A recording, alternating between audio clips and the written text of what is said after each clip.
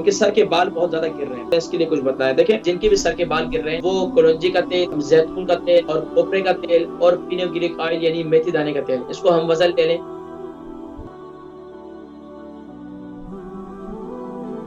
अस्सलाम वालेकुम मुफ्ती साहब। वालेकुम सलाम रहमतुल्लाहि व बरकातुहू। जी माशाल्लाह। नाम उमर, वजन उम्र जो 23 है, 7 स्टोन। तो मुझे प्रॉब्लम है कि सर के बाल बहुत ही गिरते हैं और डंडरफ भी साथ है। तो डॉक्टर के पास जाती हूँ, डिफरेंट शैम्पू देते हैं, लगाती हूँ, उससे कोई फायदा नहीं। तो प्लीज कुछ बताएं। तो और साथ पढ़ने के लिए प्लीज कुछ बताएं।